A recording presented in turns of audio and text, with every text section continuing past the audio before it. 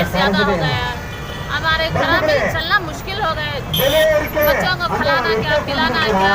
और तरकारी सब्जी लेने गए तो 70 रुपये किलो प्याज, 50 रुपये पट्टू का कीमत, टमाटे का कीमत आके 50 रुपये हो गया है।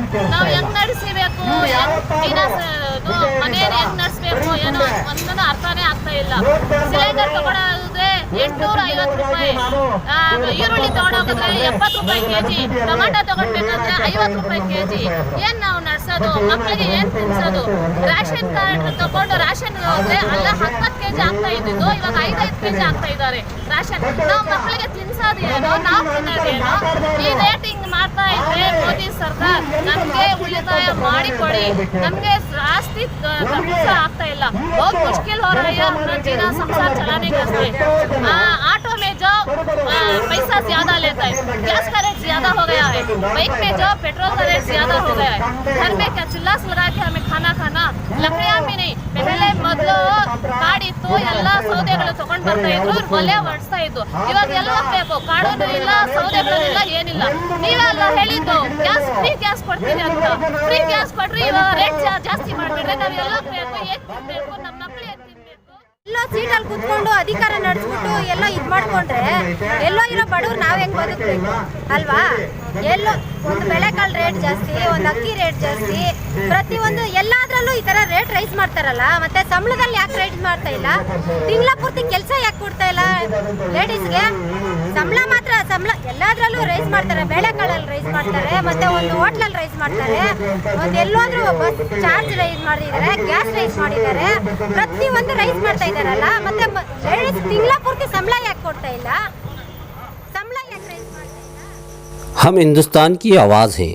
देखते रहिए सदाए हिंद उर्दू ज़बान में। मैं हूँ इम्तियाज़ुल्लाह खान काशफी। रैयतों का एहतजाज अभी ख़त्म नहीं हुआ। अब पेट्रोल, डीजल और गैस पर बढ़ाई गई कीमतों पर लोग एहतजाजी मुजाहरे पर उतर आए हैं।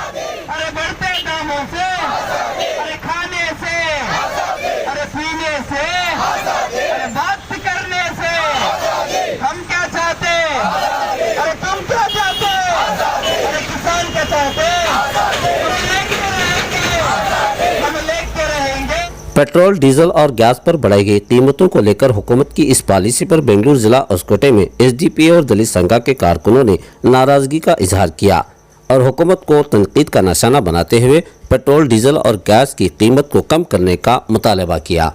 ये राज्य सरकार में जो आए ईंधन का गैस जो रेट बढ़ चुका है और पेट्रोल डीजल के रेट में बढ़ोतरी आई है, इसे लेकर हम धरना कर रहे हैं। खाने का चाहे वो तेल हो, इसी की तरह खाने पीने की चीज़ों में भी ये जो बढ़ोतरी कर जो नाइंसाफी कर अडानी और अंबानी के साथ मिलकर जो घिनौना हरकत कर रहे हैं, इसे लेकर हम पूरे हिंदुस्तान के अंदर एक जुल्म छेड़ रहे हैं। इसमें उसकोटे में भी हमारा एक हिस्सा है कि social democratic party of India की तरफ से हमें एहतजाज के रूबरू हम ये मैसेज देना चाहते हैं कि आप जो भी ये तेल के रेट बढ़ाए हैं इसे वापस लें और गैस के रेट जो बढ़ाए हैं उसे वापस लें, नहीं तो ರೇಷನ್ ಬೆಲೆ ಏರಿಕೆ, ಗ್ಯಾಸ್ ಬೆಲೆ ಏರಿಕೆ, ಪೆಟ್ರೋಲ್ ಡೀಸೆಲ್ ಬೆಲೆ ಏರಿಕೆ ಅಷ್ಟೇ ಯಾಕೆ, ಈಗ ನಮ್ಮ ಮೊಬೈಲಿನ GST ಬೆಲೆಗಳು ಕೂಡ ಏರಿಕೆ ಆಗ್ಬಿಟ್ಟಿದೆ. ಯಾವುದೇ ಒಂದು ವಸ್ತು ನೀವು ಕೊಂಡ್ಕೊಳ್ಳೋಕೆ ಹೋದ್ರೆ GST, ಅದ್ರ ಜೊತೆಲಿ ಟೋಲ್ ದಂಧೆ, ಅದ್ರ ಜೊತೆಲಿ ಮಾಸ್ಕ್ ದಂಧೆ. ಈ ಸರ್ಕಾರ ನಮಗೆ ಬೇಡ, ಈ ಸರ್ಕಾರ ನಮಗೆ ಬೇಡ.